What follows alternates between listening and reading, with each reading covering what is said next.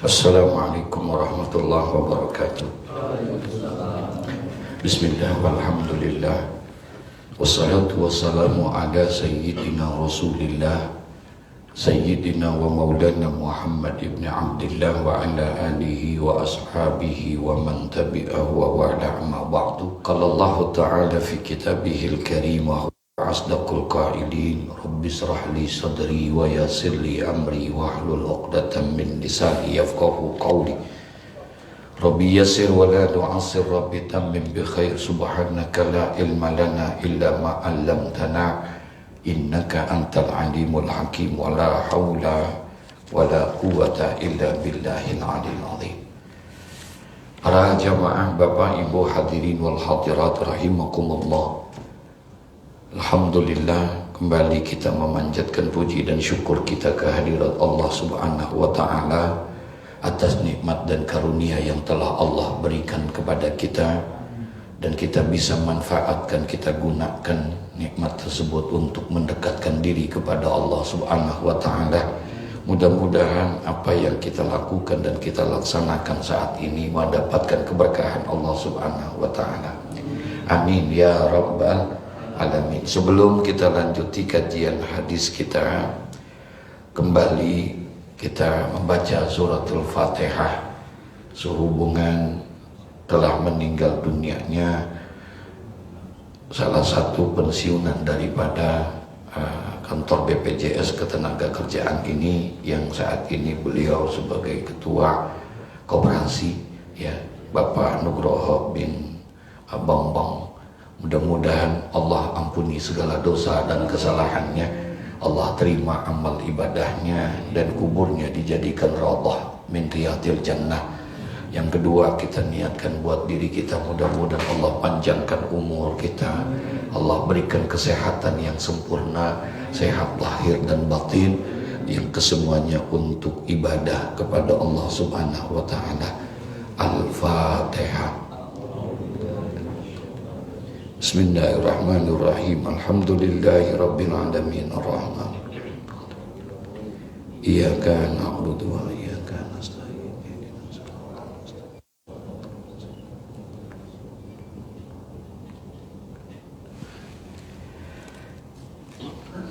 Bismillahirrahmanirrahim.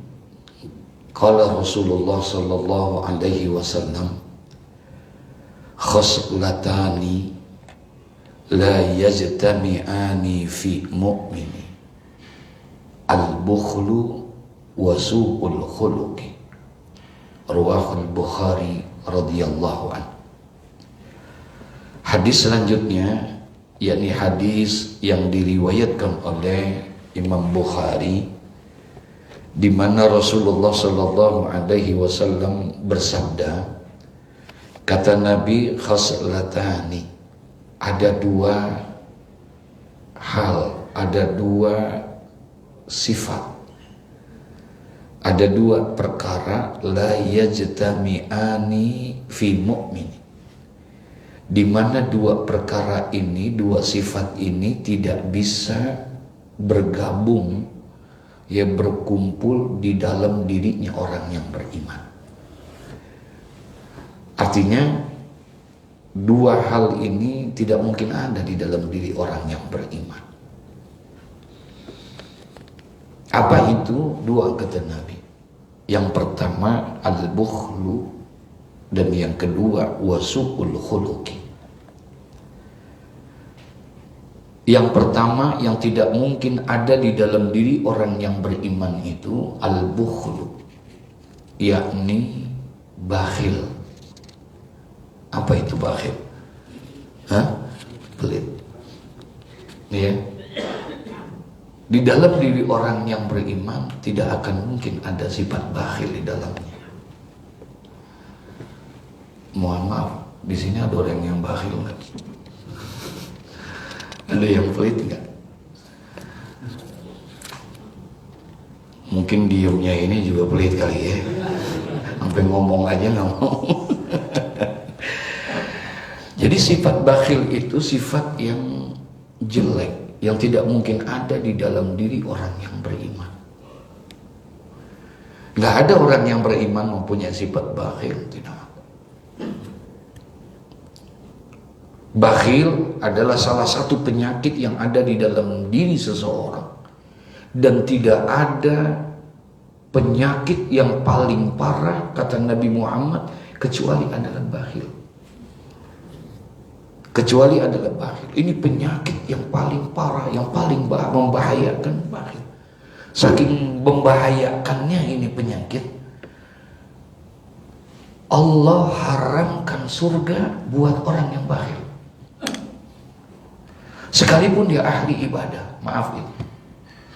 Sekalipun dia ahli ibadah, tapi kalau seandainya dia punya sifat bakhil di dalam dirinya, maka ibadahnya tidak punya nilai di sisi Allah. Tidak akan bisa masuk dia ke dalam surga. Karena memang al-bakhil ba'idun minan nas, ba'idun minallah, ba'idun minal jannah, wa qaribun minan nar. Kata Nabi dalam satu hadis, al-bakhil, orang yang bakhil itu ba'idun minan nas, jauh sama manusia. Artinya manusia tidak ada yang suka dengan orang yang bakhil. Wa ba'idun minallah, ay ba'idun min rahmatillah. Dan orang yang bakhil jauh sama Allah, artinya jauh dari rahmat Allah. Wa ba'idun minal jannah. Dan orang yang bakhil itu jauh daripada surga. Wa qaribun minan nar, tapi dekat kepada neraka. Nauzubillah min dzalik. Orang yang beriman tidak akan ada sifatnya itu. Yang ada di dalam orang yang beriman justru lawan kata dari bakhil. Apa itu? As-sakhi, murah. Orang yang dermawan. Sebab Nabi bersabda, as-sakhi qaribun minan nas, wa qaribun minallah, wa qaribun minal jannah, wa ba'idun minal nar. Masya Allah. Orang yang murah itu, orang yang murah itu qaribun minan nas. Manusia suka kepada dia. Manusia senang kepada orang yang dermawan. Betul? Iya. Wa qaribun minallah, ay qaribun min rahmatillah. Dan orang yang murah itu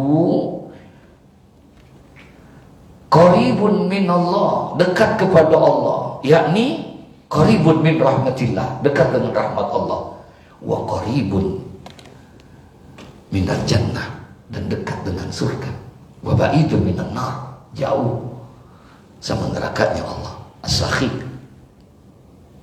Makanya pernah disampaikan beberapa waktu yang lalu, lamma khalaqallahul jannah, ketika pertama kali Allah menciptakan surga, ketika pertama kali Allah menciptakan surga, surga baru diciptakan oleh Allah. Jadi ini surga.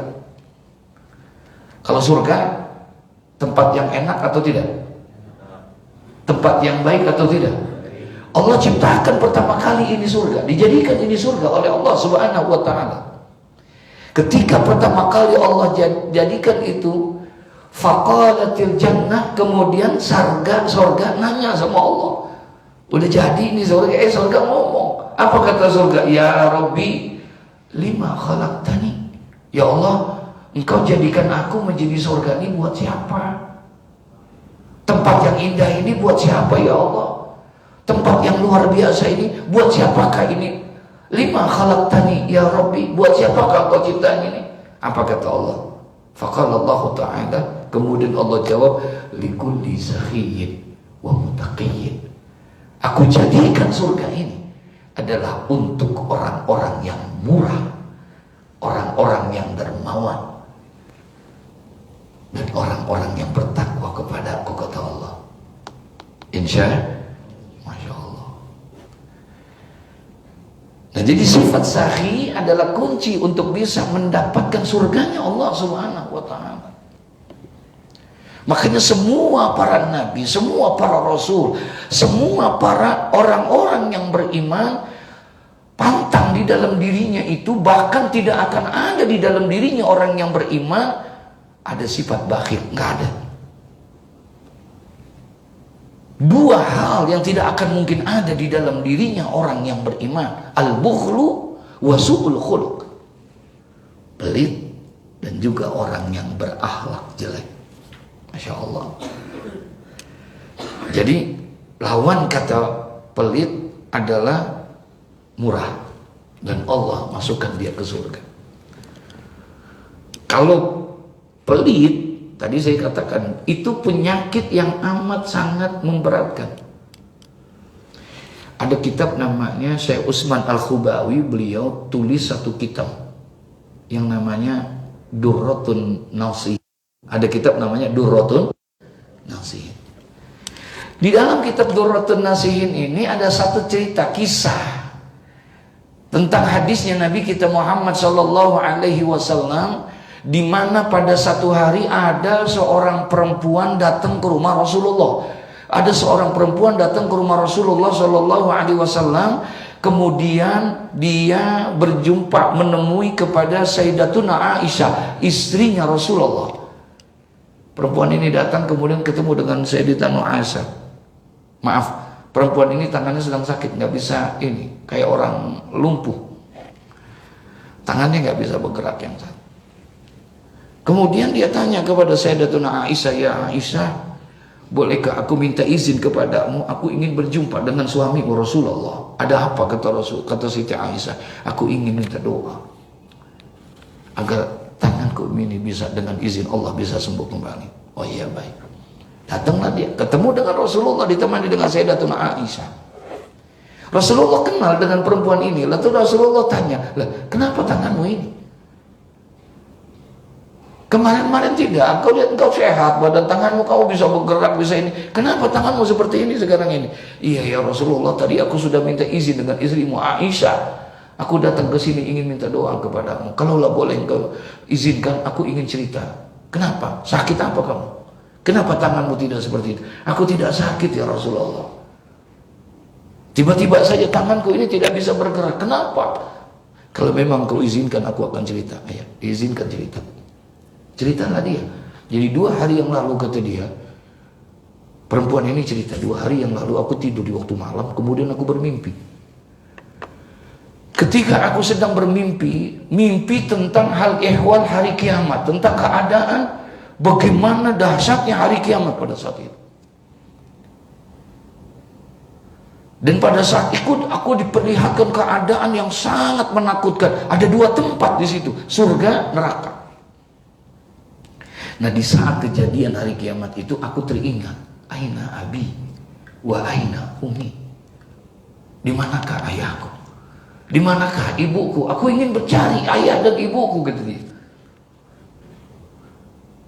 Tempat pada saat itu hanya 2, surga sama apa?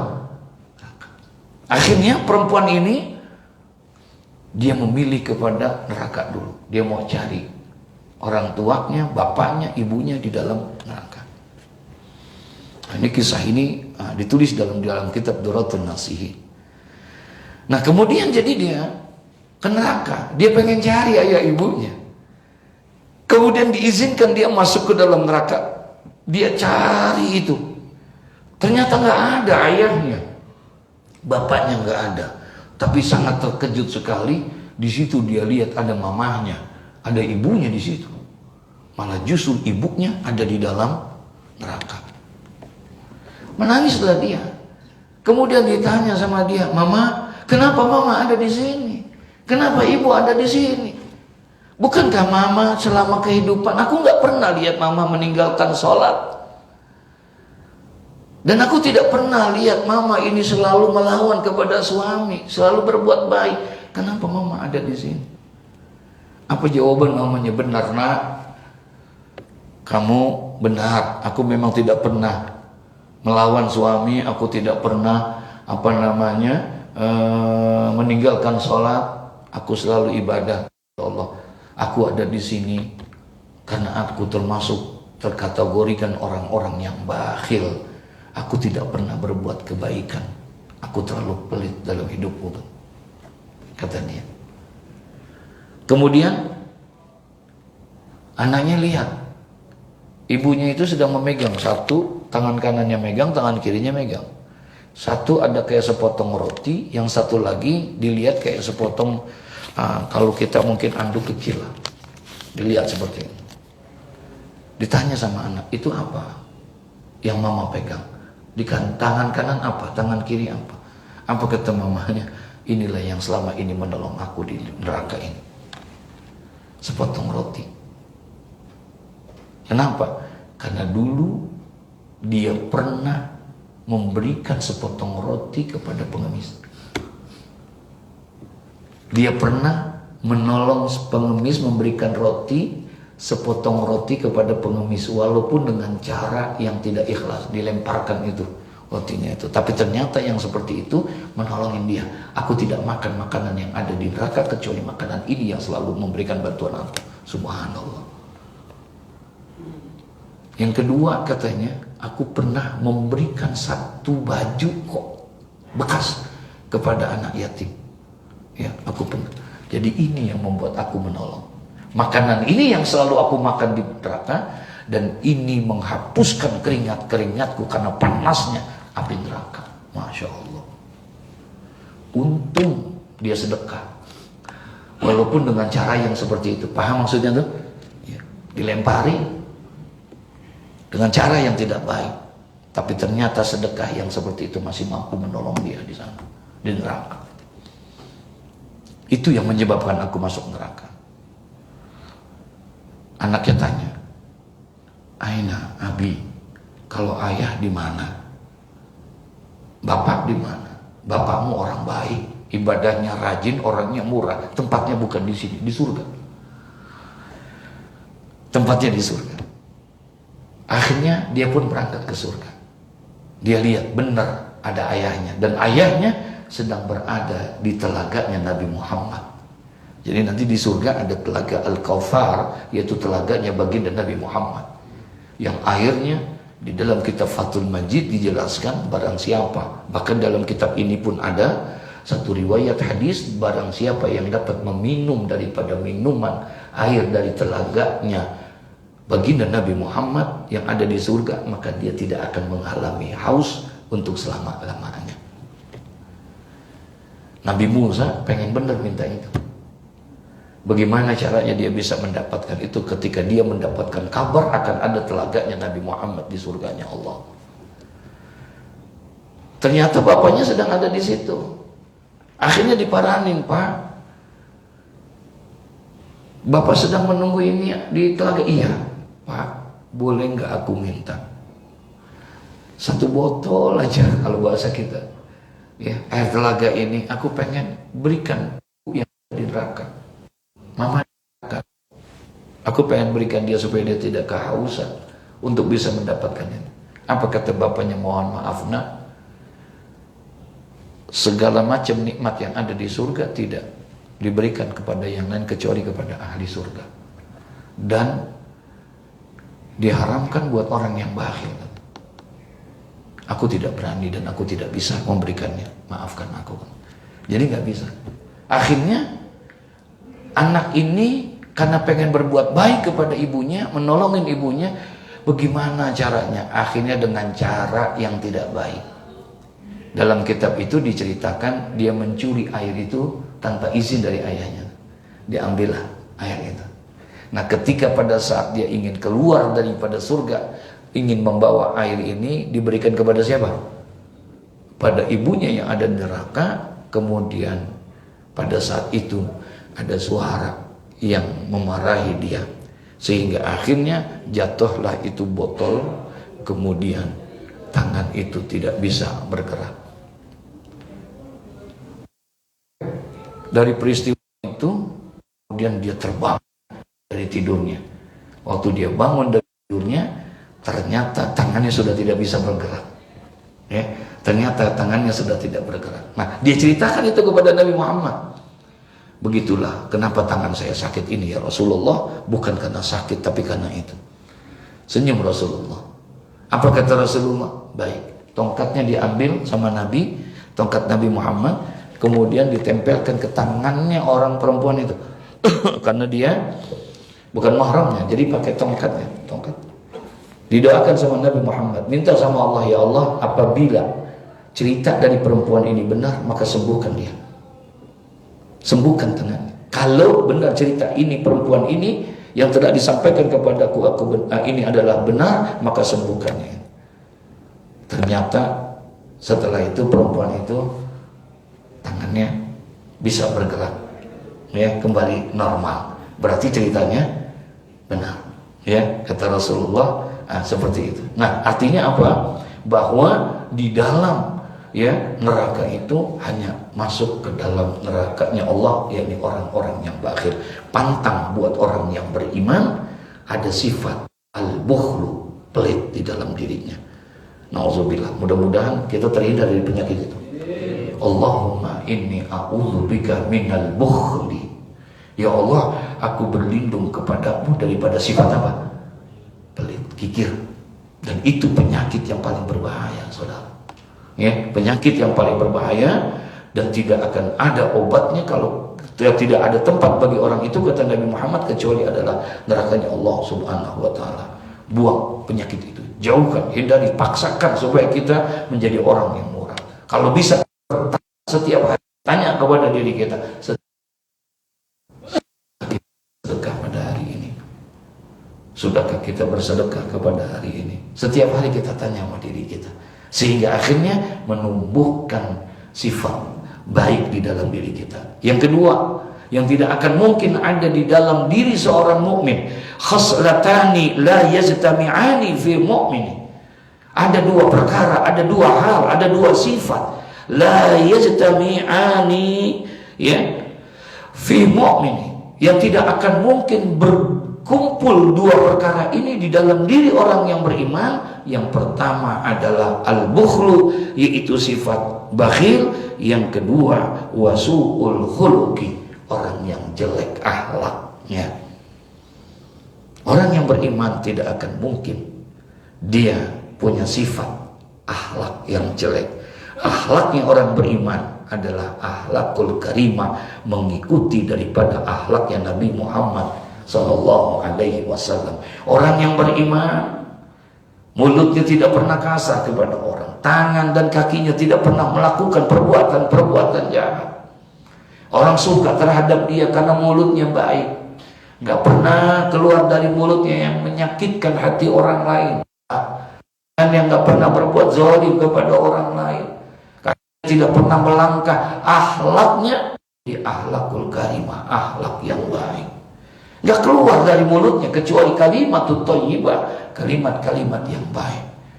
Kalau dia nggak bisa keluar kalimat yang baik, lebih baik dia diam. Sebagaimana perintah Rasulullah, man kana yu'minuna billahi wal yawmil akhir falyukrim dhaifahu. Wa falyukrim dhaifahu. Kemudian man kana yu'minu billahi wal yawmil akhir, barang siapa yang beriman kepada Allah dan beriman pada hari akhir, falyaqul khairan aw liyasmut, maka dia baik kepada tetamunya, bisa menghormati tetamunya, dan yang kedua, dia tidak akan berucap, tidak akan berkata kecuali berkata yang baik-baik saja. Apabila tidak bisa, maka jauh lebih baik dia apa? Diam. Jauh lebih baik dia diam daripada dia. Itu akhlak daripada akhlaknya orang-orang yang beriman.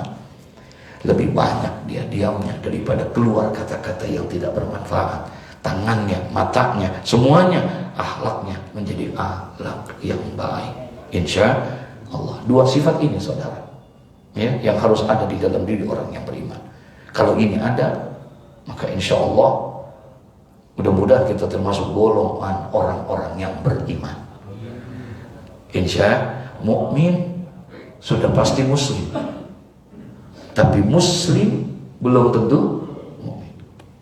Muslim belum tentu mukmin, tapi mukmin insya Allah sudah pasti apa? Muslim. Ada orang muslim tapi belum tentu mukmin, nggak jalankan perintah Allah dan tidak menjauhkan larangan Allah. KTP-nya mah Islam, tapi sembahyang enggak. Ada yang begitu. Ya, tapi orang yang mukmin insya Allah sudah. Maka kita minta kepada Allah agar ditanamkan diri kita, jiwa kita selalu punya jiwa yang bagaimana digambarkan oleh Nabi, ada sifat sakhi, murah di dalam diri kita, ada kepedulian diri kita, perhatian kita apalagi kepada orang-orang yang lemah, orang-orang yang butuh bantuan dan lain sebagainya. Subhanallah, itu merupakan sebuah kunci ya, kehidupan kita bisa menjadi kehidupan yang penuh indah dan penuh dengan keberkahan dari Allah Subhanahu wa taala. Tanamkan dalam diri kita, harta yang kita keluarkan untuk bersedekah demi Allah tidak akan mungkin berkurang, bahkan bertambah. Ma naqasa malun min sadaqatin bal yasdad. Ya, tidak akan berkurang harta yang dikeluarkan untuk bersedekah, bahkan bertambah dan bertambah. Mudah-mudahan Allah berikan rezeki yang halal, yang banyak, kita bisa mengamalkan itu sehingga kita masuk dalam kategori golongan orang-orang yang beriman. Yang kedua, mudah-mudahan Allah bimbing kita sehingga akhirnya kita bisa tingkah laku kita, perbuatan kita, ucapan dan perkataan kita selalu dalam kategori orang-orang yang beriman, yaitu tidak pernah menunjukkan akhlak yang tidak baik. Akhlaknya adalah akhlakul karimah. Amin ya rabbal alamin. Mudah-mudahan satu hadis ini menjadi obat buat kita, memperbaiki diri kita, lebih dekat kepada Allah dan lebih cinta kepada Rasulullah. Al-Fatihah.